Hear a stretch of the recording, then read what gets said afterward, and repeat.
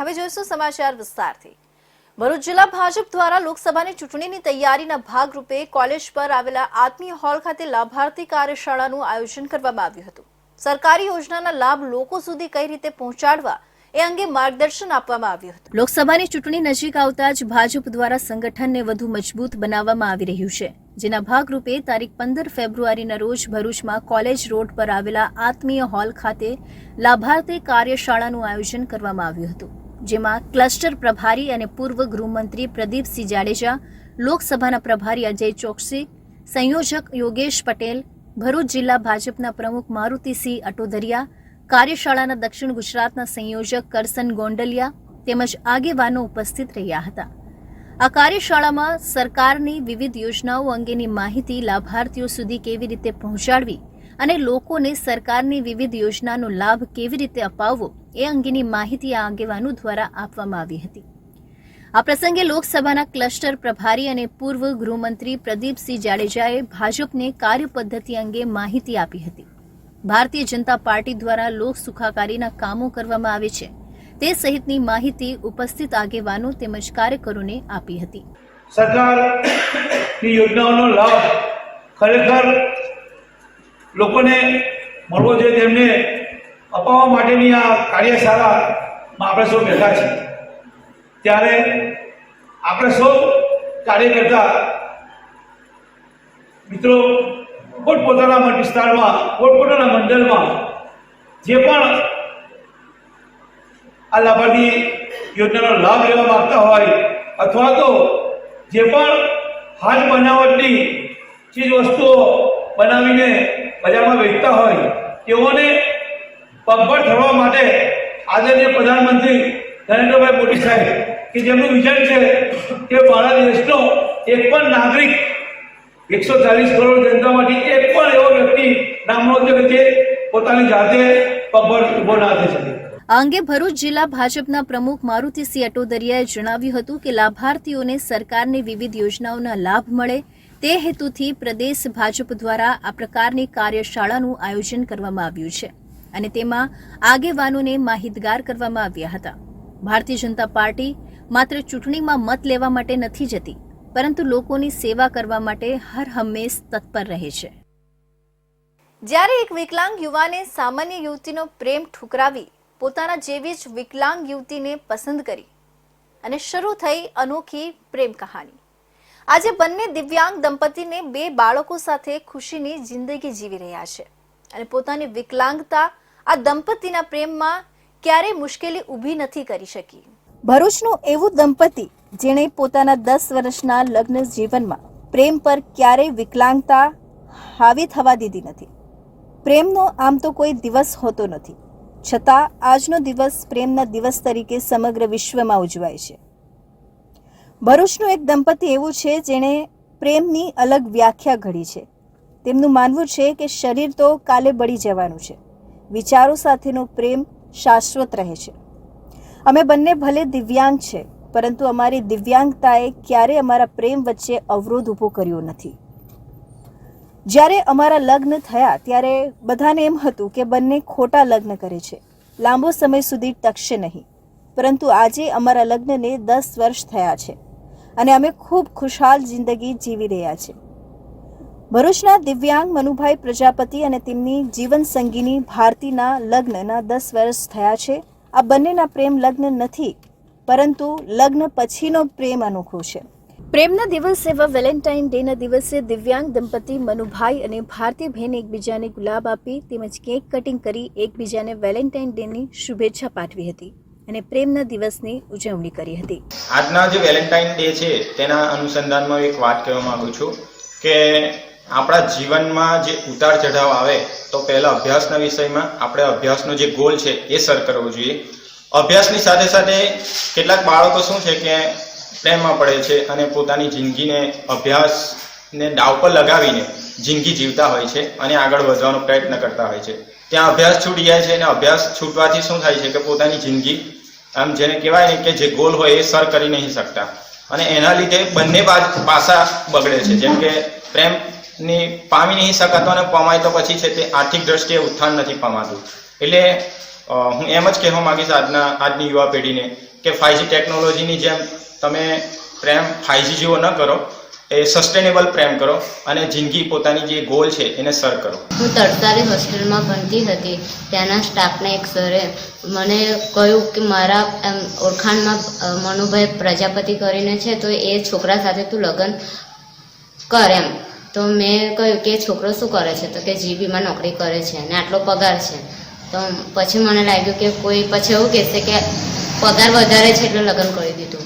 પણ પાછળ 2 મહિના પછી સરે પાછું મને કહ્યું કે એમ વાત તો કરી છે. એકવાર તો મેં વાત કરી તો એમને જ્યારે વાત પર મને કરી તો વાતમાં સ્વાધ્યાયના વિચારો હતા ને વિચારો મારા વિચારો સાથે મેચ હતા. એટલે મને આવો જ છોકરો પસંદ હતો એટલે મેં એમની સાથે લગ્ન કર્યું. એને આજે 10 વર્ષ થયા છે ને અમારી લાઈફ બહુ ખૂબ જ સરસ ચાલે છે. આજનો યુવાનોને સંદેશ આપતા બંનેએ જણાવ્યું હતું કે જ્યારે વિશ્વાસ હોય ત્યારે જ કોઈ પણ સંબંધ ટકે છે. એટલે શારીરિક ખૂબી કે ખામી જોવાના બદલે એકબીજાના વિચારો જાણી લેજો. તમને એકબીજાના વિચારો ગમશે તો તમે લાંબો સમય સુધી સાથે રહી શકશો. બાકી શારીરિક આકર્ષણ અને 5Gના જમાનામાં જેટલો વહેલો પ્રેમ શરૂ થાય છે એટલો જ વહેલો પૂરો પણ થઈ જશે. હાલમાં મનુભાઈ વીજ કંપનીમાં ડેપ્યુટી સુપ્રિન્ટેન્ડન્ટની પોસ્ટ મેળવી એકાઉન્ટની કામગીરી સંભાળે છે અને ભારતીબેન પોતાનો સંગીત પ્રત્યેનો શોખ પૂરો કરી પોતાના 2 સંતાનો સાથે ખુશાલ જિંદગી જીવી લોકોને પ્રેમનો સાચો અર્થ અને કઠિન પરિસ્થિતિનો સામનો કરી પરિશ્રમથી આગળ વધવા માટેની પ્રેરણા પૂરું પાડી રહ્યા છે. સુરત જિલ્લા સહિત ઓલપાડ તાલુકામાં મુખ્યત્વે શેરડી પછીનો મુખ્ય પાક જો ખેડૂતો લેતા હોય તો ડાંગર છે અને ખેડૂતો ઉનાળુ અને ચોમાસુ ડાંગરની રોપણી કરતા હોય છે. ત્યારે ઓલપાડ તાલુકાના ખેડૂતોએ ડાંગરના ધરુ ખેતરમાં રોપણી કરી હતી અને ધરુ તૈયાર થઈ જતા ખેડૂતોએ ધરુની ફેર વાવણી શરૂ કરી દીધી છે. ઓલપાડ તાલુકામાં ઉકાઈ જળાશયને લઈ 12માસી કેનાલ દ્વારા પિયતની સગવડ થઈ હોવાથી અન્ય ઋતુ કરતા ઉનાળુ ઋતુમાં ઉત્પાદન વધારે આવવાથી ઉનાળુ ડાંગરની ખેતી લોકપ્રિય બની છે. ખાસ કરીને ડાંગર પાક ચોમાસુ અને ઉનાળુ એમ બંને ઋતુમાં પાક લઈ શકાતો હોય, જેના ભાગરૂપે હાલ ઓલપાડ સહિત સુરત જિલ્લાના વિવિધ તાલુકા પંથકમાં ડાંગરની વાવણી પૂરજોશમાં ચાલી રહી છે. જેમાં ખાસ કરીને વાત કરીએ તો સુરત જિલ્લો અને નવસારીમાં લગભગ 80,000 એકરથી વધારેનું વાવેતર થવાની સંભાવના છે. દક્ષિણ ગુજરાતમાં છેલ્લા 3 વર્ષથી ઉકાઈ જળાશયના પાણીને કારણે લગભગ 20 થી 25 લાખ ગુણીના ઉનાળુ ડાંગરનો પાક થાય છે. તો કેટલાક ખેડૂતો ડાંગર રોપણી કરી દીધી છે. જેમ ડાંગરનું ધરુ અને ઘાવલ ખેતરમાં તૈયાર થાય તેમ ખેડૂતો ડાંગરની વાવણી કરી રહ્યા છે. સમગ્ર દક્ષિણ ગુજરાતમાં ખાસ કરીને નવસારી જલાલપોરથી લઈને અજીરાથી ઓલપાડના અને ખાસ કરીને હાસોદના કાંઠા વિસ્તારમાં જે સારીઓ જમીન છે એમાં ઉનાળુ ડાંગરની વિપુલ પ્રમાણમાં ખેતી થાય છે. સાથે સાથે બારડોલી અને ખાસ કરીને વ્યારા સુધી જેને માંડવી સુધી જ્યાં નહેરના પાણીની વ્યવસ્થા છે ત્યાં વિશેષ ઉનાળુ ડાંગરની રોપણીની સિઝન ચાલુ થઈ ગઈ છે. ખાસ કરીને ઉનાળુ ડાંગરની વાત કરીએ તો હાલમાં લગભગ સુરત જિલ્લો અને નવસારીમાં લગભગ 80,000 એકરથી પણ વધારેનું વાવેતર થવાની સંભાવના છે. ઉનાળુ ડાંગરની વાવણી અગાઉ ડાંગરનું ધરુની વાવણી કર્યા બાદ ધરુ વાવણી લાયક થયા બાદ ખેતરને વાવણી લાયક બનાવી કેનાલ તેમજ ખાડીમાંથી ખેતરમાં જરૂરી પ્રમાણમાં પાણી ભરી બળદ તેમજ ટ્રેક્ટર દ્વારા ઘાવલની પ્રક્રિયા કરી સાફ સફાઈ કરી તૈયાર કરેલ ડાંગરના ધરુની વાવણી કરવામાં આવી છે. હાલમાં ઓલપાડ તાલુકામાં ડાંગરની રોપણી પૂરજોશમાં ચાલી રહી છે. ત્યારે 2000 થી 3000 હેક્ટર જમીનમાં ડાંગરનું વાવેતર 7 થી 8000 હેક્ટરથી વધુ વાવેતર થાય છે. ખેડૂતોને ડાંગરમાં સારું એવું ઉત્પાદન મળે છે અને યોગ્ય માવજતને લઈ રોગ જીવાતનો ઉપદ્રવ ઓછો જોવા મળે છે. આજ ઉનાળુ રવિ સિઝનની અંદર દક્ષિણ ગુજરાતની અંદર સરેરાશ વાવેતર ડાંગર અને શેરડી પાકનું થતું હોય છે. એની અંદર સુરત જિલ્લાની અંદર ઓલપાડ તાલુકાની અંદર આજ રોજ 2000 થી 3000 હેક્ટર જમીનમાં ડાંગરનું વાવેતર ચાલુ થઈ ગયેલું છે અને સરેરાશ વાર્ષિક ડાંગરનું વાવેતર 7 થી 8000 અને 10,000 આસપાસ વાવેતર હેક્ટરમાં થાય છે. દક્ષિણ ગુજરાતમાં નવસારી જલાલપુરથી લઈ હજીરા, ઓલપાડ, હાસોડથી લઈ બારડોલી, વ્યારા સુધીના વિસ્તારોમાં ખેડૂતો જમીનમાં ઉનાળુ ડાંગરની ખેતી કરતા આવ્યા છે, ત્યારે નહેરના પાણીને કારણે હાલમાં ખેડૂતો ડાંગરની રોપણીમાં જોતરાયા છે.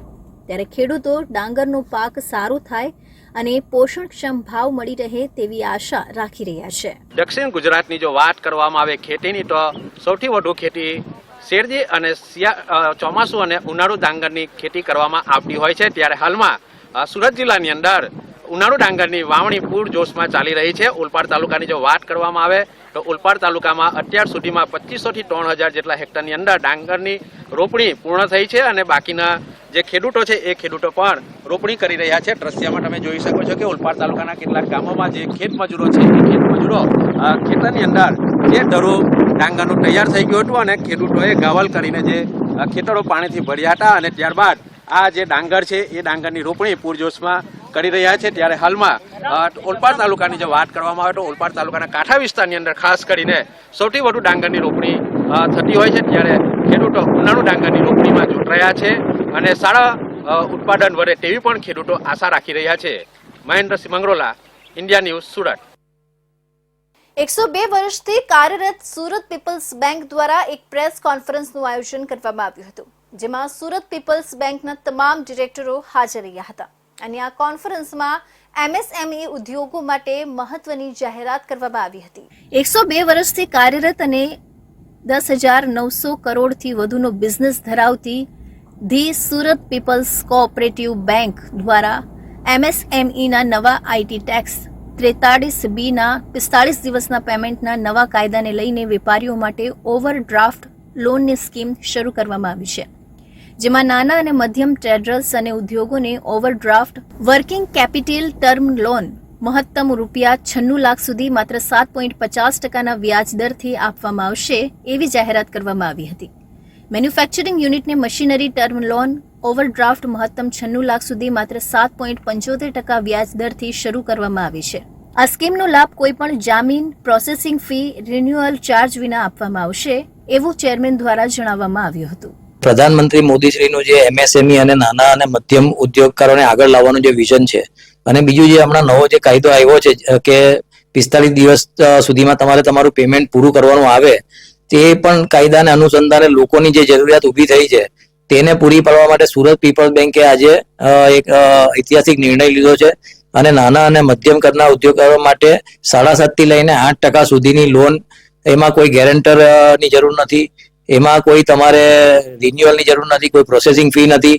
એટલે અમારી બધાની અપીલ છે કે સુરત પીપલ્સ બેંકની શાખા કોઈ પણનો સંપર્ક કરો. 96 લાખ સુધીની લોન તમને 7.5% થી 8%ની વચ્ચે મળી શકશે અને તમે સીસી કે મેન્યુફેક્ચરિંગ કોઈ પણ ઉદ્યોગ માટે આની કોઈ પણ જરૂર હોય તો ચોક્કસ સુરત પીપલ્સ બેંકનો લાભ લો અને સરકારશ્રીનું જે વિઝન છે તેમાં આપણે બધા સહભાગી થઈએ એવી મારી અપીલ છે. પીપલ્સ બેંક દ્વારા એક ઐતિહાસિક લોનની જાહેરાત કરી છે, જેમાં નાના ઉદ્યોગો અને નાના વેપારીઓને પ્રોત્સાહન આપવા માટે ખૂબ ઓછા દરે લોનની જાહેરાત કરી છે, જેમાં 96 લાખથી ઓછી કોઈ પણ નાના વેપારી, ટ્રેડર કે ઉદ્યોગ સાહસિકોને લોન જોઈતી હોય તો 7.5% થી લઈને 8% સુધીના રેટ ઓફ ઇન્ટરેસ્ટ પર લોન ઉપલબ્ધ કરાવવામાં આવશે તેવી જાહેરાત કરી છે. ત્યારે આ જાહેરાત કરવાથી નાના ઉદ્યોગો અથવા મધ્યમ વર્ગના લોકોની ખૂબ જ રાહત થશે.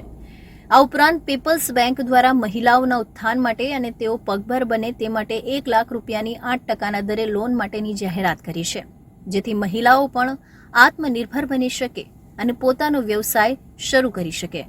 ભરૂચના અતિથિ રિસોર્ટ પર બ્રાહ્મણ સુવર્ણકાર સમાજ દક્ષિણ ગુજરાતના સમૂહમાં આવેલા અમદાવાદના સોનીની કારનું કાચ તોડી 12 લાખના દાગીના ભરેલું બેગ ઉઠાવી તસ્કરો પલાયન થઈ ગયા હતા. આ અંગેની જાણ થતાં જ લગ્નમાં આવેલા સોની પરિવારમાં ચિંતાનો માહોલ છવાઈ ગયો હતો. ભરૂચના લુવારા નજીક આવેલા અતિથિ રિસોર્ટમાં બ્રાહ્મણ સુવર્ણકાર સમાજ દક્ષિણ ગુજરાતના સમૂહ લગ્નોત્સવ યોજાયો હતો, જેમાં સમગ્ર ગુજરાતમાંથી સુવર્ણ સમાજના લોકો આવ્યા હતા. જેમાં અમદાવાદના બ્રિજેશ સોની પણ પોતાની મોટર કાર લઈને આવ્યા હતા. તેઓ બપોરના 3 વાગ્યાના અરસામાં પોતાની ગાડીમાં સોનું તેમજ રોકડ મૂકી લગ્ન પ્રસંગમાં ગયા હતા. જ્યારે સાંજના સમયે તેઓ પોતાની કાર પાસે જઈને જોતા ચોંકી ગયા હતા, કારણ કે તેમની કારનો કાચ તોડીને અંદર મૂકેલી 12 લાખના દાગીના ભરેલું બેગ કોઈ ચોરી ગયું હતું. ઘટનાની જાણ થતાં જ સ્થાનિક પોલીસ અને LCB સહિતનો કાફલો સ્થળ પર દોડી આવી તપાસ હાથ ધરી છે. જો કે અત્રે ઉલ્લેખનીય છે કે અહીંયા લગાવેલા CCTV કેમેરા બંધ હતા, સોની પરિવારની ગાડીમાંથી બેગની ચોરી થઈ હોવાનું માલુમ થતાં તેઓએ પોલીસને જાણ કરી હતી, જેથી સ્થાનિક પોલીસ સહિત એલસીબી પોલીસનો કાફલો પણ ઘટના સ્થળે પહોંચી તપાસનો ધમધમાટ શરૂ કર્યો હતો. આ મામલે સોની પરિવારે અતિથિ રિસોર્ટ સામે ગંભીર આક્ષેપ કરતા જણાવ્યું હતું કે રિસોર્ટના સીસીટીવી ચોરી થઈ તે સમયે બંધ હતા, તેમજ તેમના સિક્યુરિટી ગાર્ડ પણ હાજર ન હોવાના આક્ષેપ કર્યા હતા. જોકે હાલમાં પોલીસે આ મામલે સોની પરિવારની ફરિયાદ નોંધીને ઘટનાની તપાસ આરંભી છે. અને ભરૂચ અહીંયા અતિથિ રિસોર્ટમાં આવ્યો હતો. ત્યાં એક મારી ગાડીમાં કાચ તોડીને ચોરી થયેલી છે. એમાં લગભગ 10 થી 12 આસપાસનો માલ હતો, 10 થી 12 લાખ રૂપિયાનો માલ હતો અને કાચ તોડીને બેગ આખો ગાયબ કરેલો છે. અહીંયા રિસોર્ટના સીસીટીવી 2:30 વાગ્યા પછીથી બંધ બોલે છે. પોલીસ એમનું કામ કરે છે. ધનવાનોના સમાજ કહી શકાય તેવા સોની સમાજના સમૂહ લગ્નનો અવસર હોય, અહીંયા ચોરી કરવા માટે ચોર દ્વારા પહેલાથી જ યોજના બનાવી હોઈ શકે અને આ અંગેની જાણકારી ચોર ટોળકીને રિસોર્ટના અંદરના સ્ટાફ દ્વારા આપવામાં આવી હોઈ શકે છે, જેથી ચોર ટોળકી પોતાની જાણ ફેલાવી શકે અને સંભવ છે કે રિસોર્ટમાં કામ કરતા સ્ટાફ કે સિક્યુરિટી સંભાળતા લોકો દ્વારા જ આ ઘટનાને અંજામ આપવામાં આવ્યો હોય એ દિશામાં પણ પોલીસ હાલ તપાસ કરી રહી છે. વલસાડ જિલ્લાને અડીને આવેલા મહારાષ્ટ્રના પાલઘર જિલ્લાના મનોર ખાતે સાયલન્ટ હોટેલ ખાતેની ખાડીમાં શાર્ક દ્વારા એક યુવક પર હુમલો કરી પગની પિંડી ખાઈ જતા ચકચાર મચી ગઈ છે. સ્થાનિક માછીમારોનું ધ્યાન જતા શાર્ક માછલીને જાળમાં પકડવાની કાર્યવાહી હાથ ધરવામાં આવી હતી. ખાડી જેવા પાણીમાં શાર્ક માછલી દ્વારા માછીમાર પર હુમલો કરવામાં આવે એવી વાત કદાચ માનવામાં નહીં આવે, પરંતુ આવી જ એક ઘટના પ્રકાશમાં આવી છે. વલસાડ જિલ્લાને અડીને આવેલા મહારાષ્ટ્રના પાલઘર જિલ્લાના મનોર ખાતે સાયલેન્ટ હોટેલ પાસેની ખાડીમાં સ્થાનિક માછીમાર યુવકો માછલી પકડવા ગયા હતા. તે વખતે અચાનક એક મોટી શાર્કે માછીમારી કરી રહેલા યુવક પર હુમલો કર્યો હતો. આ હુમલામાં શાર્કે માછીમારી કરવા ગયેલા વિકી નામના માછીમાર યુવકના પગ અને ગૂંઠણની વચ્ચે પિંડીના ભાગે ધારદાર દાંત બેસાડી માંસનો લોથડો કાપી તે ખાઈ ગયો હતો. મંગળવારે સાંજે બનેલી આ ઘટનાની જાણકારી સ્થાનિક લોકોને મળતા ચકચાર મચી ગઈ હતી. ઘાયલ યુવકને સ્થાનિકોએ પોલીસની મદદથી હોસ્પિટલ ખસેડ્યો હતો. તેમજ ખાડી કિનારે સ્થાનિક માછીમાર એકત્રિત થઈ ખાડીમાં આવી ગયેલી શાર્કને પકડવા જાળ વડે પ્રયાસ હાથ ધરવામાં આવ્યો હતો. અંદાજે 2 કલાકની ભારે જહેમત બાદ અંદાજે 200 કિલોના વજન ધરાવતી શાર્કને પકડી પાણીમાંથી બહાર કાઢી હતી. માછીમાર યુવક ઉપર શાર્ક માછલીએ હુમલો કરતા સ્થાનિક માછીમારો અને સ્થાનિક લોકોમાં ભયનો માહોલ સર્જાયો હતો. આ તરફ મનોર પોલીસ ઘટના સ્થળે પહોંચી જરૂરી કાર્યવાહી હાથ ધરી હતી. ઘાયલ યુવકને સ્થાનિક હોસ્પિટલમાં લઈ જવાયો હતો, જ્યાંથી વધુ સારવાર માટે દાદરા નગર હવેલીના સેલવાસની વિનોબા ભાવે સિવિલ હોસ્પિટલમાં દાખલ કરવામાં આવ્યા છે. યુવક પર અટેક કરનાર શાર્કને સ્થાનિક લોકોએ પકડી પાડી છે. યુવક પર હુમલો કરનાર શાર્કનું વજન 200 કિલોગ્રામ હોવાનું જાણવા મળ્યું છે. આ સ્થળે આદિવાસી કોળી સમાજના ભાઈઓ પણ એકઠા થયા હતા. આદિવાસી સમાજના લોકો તાત્કાલિક ખાડી પર દોડી આવ્યા હતા. તે શાર્ક સમયસર માછીમારો દ્વારા પકડવામાં આવતા તંત્ર સહિત પ્રશાસને રાહતનો દમ લીધો હતો. વસંત પંચમીના વૈભવ વચ્ચે ભૃગુ ઋષિની ધરાનો સ્થાપના દિવસ ઉજવાઈ રહ્યો છે. વસંત પંચમીના વૈભવ વચ્ચે ભૃગુ ઋષિની ધરાનો સ્થાપના દિવસ અને ભાંગ્યું તોય ભરૂચ તરીકે ઓળખાતા ભરૂચ શહેરનો વસંત પંચમીના દિવસે સ્થાપના દિવસ છે. ભાંગ્યું તોય ભરૂચ તરીકે ઓળખાતા ભરૂચ શહેરનો વસંત પંચમીના દિવસે સ્થાપના દિવસ છે. નર્મદા પુરાણના રેવાખંડમાં જણાવ્યા અનુસાર નંદન સંવત્સરમાં માઘ સુદ પાંચમના દિવસે ઉત્તરા ભાદ્રપદ નક્ષત્રનું ચંદ્ર અને કુંભ રાશિનો સૂર્ય હતો. તે દિવસે નર્મદાના ઉત્તર કિનારા પર કુર્મની પીઠ પર વિશ્વકર્માનું સ્મરણ કરીને મોટા આનંદથી ભૃગુ ઋષિએ મોટું નગર વસાવ્યું હતું. કુર્મ એટલે કે કાચબાની પીઠ ઉપર આ નગરની સ્થાપના કરવામાં આવી હોવાથી આ નગર ભૃગુ કચ્છના નામથી ઓળખાવા લાગ્યું હતું. જોકે પૂર્વ અને પશ્ચિમના દેશો વચ્ચે તેજાના અને રેશમના વહાણ માર્ગમાં અગત્યના વેપારી મથક તરીકે ટકી રહ્યું હોવાથી ઇતિહાસમાં તે અનેકવિધ નામોથી જાણીતું છે, જેમ કે ભરા કચ્છ, ભૃગુ કચ્છ, બ્રોચ અને ભરૂચ. બ્રિટિશરો અનેક ભારતીય શબ્દોનો ઉચ્ચાર સ્પષ્ટપણે નહોતા કરી શકતા, એટલે માટે તેમને મૂળ નામોને પોતે ઉચ્ચારી શકે તેવા નામોથી ઓળખવાનું રાખ્યું હતું. મહર્ષિ ભૃગુ કે જેમના નામ ઉપરથી ભરૂચ શહેરનું નામ પડ્યું છે. ભૃગુ ઋષિ ત્રિકાળ જ્ઞાની અને વેદના જાણકાર હતા. તેમણે ભૃગુ સંહિતાની રચના કરી છે. નર્મદા કિનારે આપણું આ ભરૂચ શહેર વસેલું છે. આજે આમ જોવા જાય તો આપણે ભરૂચના સ્થાપના દિવસ ગણાય છે. તો નર્મદા કિનારે જે આપણે ભૃગુ ઋષિ આશ્રમ જે આવેલું છે, બહુ પૌરાણિક અને સારું ને સરસ જૂનું મંદિર છે. એમનું આજે ભૃગુ ઋષિજીનો આજે પ્રાગટ્ય દિવસ કહેવાય છે. તે તરીકે આપણે વસંત પંચમી તરીકે આજે ઉજવે છે. સવારે પૂજા પાઠ વગેરે કરીને એમનું કેસર સ્નાન કરીને આપણે પૂજા વિધિ કરી છે. ભરૂચ આ એક બહુ જાણીતું અને બહુ પૌરાણિક મંદિર છે. એ નર્મદા કિનારે આ વસેલું છે. આપણે ભરૂચની સ્થાપના કાળથી જ વેપારી મથક તરીકે ગણના થતી હતી. શહેરના કુરજા બંદર ખાતે દેશ તથા વિદેશમાંથી આવતા જહાજો લાંગરતા હતા. કપાસ, નારિયેળ, તેજાના સહિતના માલ સામાનનો વેપાર થતો હતો. અંગ્રેજ શાસનમાં બ્રોચ તરીકે ઓળખાતું આ શહેર હવે ભરૂચ બની ચૂક્યું છે. રંગ, રસાયણ, પેટ્રોકેમિકલ્સ, ખાતર, જંતુનાશક દવા સહિતનું ઉત્પાદન કરતા હજારો ઉદ્યોગો ધમધમી રહ્યા છે. દેશના વાણિજ્ય મંત્રાલયે ગત વર્ષે જાહેર કરેલા નિકાસના આંકડાઓમાં ભરૂચે 6,000 કરોડથી વધુની નિકાસ કરી હોવાની વિગતો બહાર આવી હતી. ભરૂચમાંથી ઓર્ગેનિક તથા અનઓર્ગેનિક કેમિકલ તથા કોપરની સૌથી વધારે નિકાસ થઈ છે. ભરૂચ જિલ્લો વિશ્વના 180 દેશો સાથે વૈશ્વિક વેપાર ધરાવે છે. ભૂતકાળમાં માત્ર દરિયાઈ માર્ગે થતા વેપારની હવે ફલક વિસ્તરી છે. વસંત પંચમી એટલે કે ભૃગુ ઋષિનો પ્રાગટ્ય દિવસ. આ દિને દાંડિયા બજાર સ્થિત મંદિરે ઋષિની પ્રતિમાને ખાસ કર્મકાંડી બ્રાહ્મણો દ્વારા કેસર સ્નાન કરાવાયું હતું. સુરત શહેરમાં બેફામ ટ્રક ચાલકોનો કહેર યથાવત રહ્યો છે. છેલ્લા 3 દિવસમાં 3 અકસ્માતના બનાવો બનવા પામ્યા છે. ત્યારે બેફામ હંકારતા ટ્રક ચાલકોને અંકુશમાં રાખવામાં સુરત શહેર પોલીસ કેમ નિષ્ફળ તે વાત લોકોમાં ચર્ચાનો વિષય બન્યો છે. હજુ તો 2 દિવસ પહેલા સુરતના રિંગ રોડ વિસ્તારમાં એક મહિલાને બેફામ બનેલ ટ્રક ડ્રાઈવરે ટ્રક નીચે અડફેટે લેતા કમકમાટી ભર્યું મોત નીપજ્યું હતું અને ગઈકાલે પણ એક યુવાનને ટ્રકે અડફેટે લેતા એનું કમકમાટી ભર્યું મોત નીપજ્યું હતું. જેના 24 કલાકમાં ફરી એક વખત ટ્રક અડફેટે એક વિદ્યાર્થીનું કમકમાટી ભર્યું મોત નીપજ્યું છે. સુરતભરમાં કેટલાય સમયથી ટ્રક ડ્રાઈવરો બેફામ અને બેજવાબદાર રીતે ટ્રક હંકારતા હોવાની શહેરીજનો દ્વારા પ્રશાસન અને શહેર પોલીસને રોક લગાવવા ફરિયાદો કરવામાં આવી રહી હોવા છતાં કોઈ પ્રકારની રોક લગાવવામાં પ્રશાસન અને પોલીસ સફળ થતી દેખાઈ રહી નથી અને સમગ્ર મામલે કોઈ કડક કાર્યવાહીઓ પણ કરતી હોય તેમ દેખાઈ રહ્યું નથી.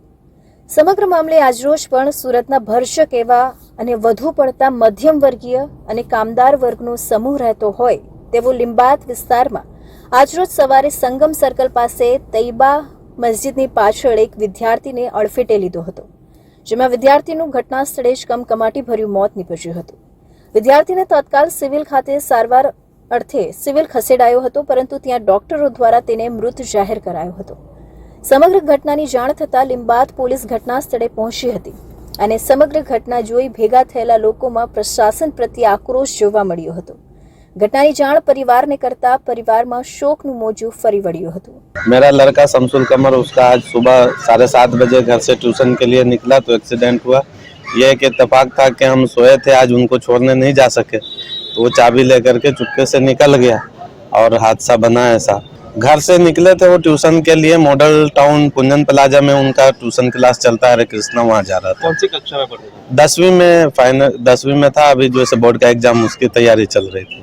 हम ये चाहते हैं कि माँ बाप भी अपने बच्चों पे ध्यान रखे और जो है ऐसे गाड़ी का खास करके उनको ना प्रोवाइड करे तो ज्यादा बेहतर है.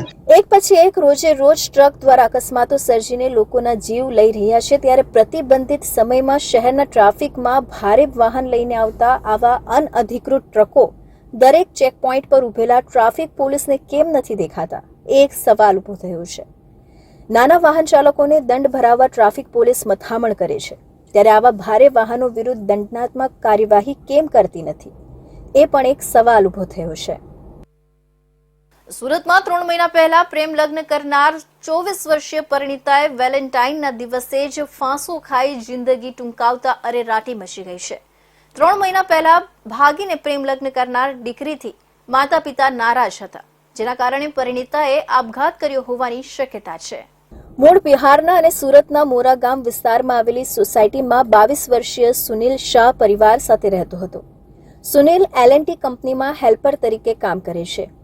વતનમાં જ રહેતી 24 વર્ષીય વિજાંતી કુમારી સાથે તેને 1.5 વર્ષ પહેલા આંખ મળી ગઈ હતી. 3 મહિના પહેલા વિજાંતી અને સુનિલ વતનથી ભાગીને પ્રેમ લગ્ન કરીને સુરત આવી ગયા હતા. વિજાંતીના માતા પિતા સહિતનો પરિવાર આ પ્રેમ લગ્નથી નારાજ હતો. આથી ગઈકાલે વેલેન્ટાઇનના દિવસે જ સવારે સુનિલ નોકરી પરથી જતો રહ્યો હતો અને વિજાંતી ઘરે એકલી હતી. સુનિલ સાંજે 8 વાગે પરત ફરતા ઘરનો દરવાજો ખખડાવવા છતાં વિજાંતીએ ખોલ્યો ન હતો. સુનિલને કંઈક અજુગતું થયું હોવાનો અણસાર આવતા દરવાજો તોડી અંદર પ્રવેશ કરતા વિજાંતી પંખા સાથે ફાંસો ખાઈને લટકતી હાલતમાં મળી આવી હતી. પત્નીને લટકતી જોઈને સુનિલ આઘાતમાં સરી પડ્યો હતો. ત્યારબાદ પોલીસને જાણ કરવામાં આવી હતી. પોલીસ દ્વારા વિજાંતીના મૃતદેહને સિવિલ હોસ્પિટલ ખસેડવામાં આવ્યો હતો. ઈચ્છાપુર પોલીસે વિજાંતીના પતિ સુનિલનું નિવેદન નોંધવામાં આવ્યું છે અને અકસ્માતે મોતનો ગુનો નોંધી વધુ તપાસ હાથ ધરી છે. પોલીસના જણાવ્યા પ્રમાણે હાલ તો વિજાંતીના પ્રેમ લગ્નના કારણે માતા પિતા નારાજ હોવાથી આ પગલું ભર્યું હોવાની પ્રાથમિક શક્યતાઓ સેવવામાં આવી રહી છે. જોકે આપઘાતનું ચોક્કસ કારણ જાણવા મળ્યું નથી. તો આ હતા સુરત બુલેટિનના મહત્વના સમાચાર. ફરી મળીશું અન્ય નવા સમાચારો સાથે. ત્યાં સુધી જોતા રહેજો ઇન્ડિયા ન્યૂઝ ગુજરાત.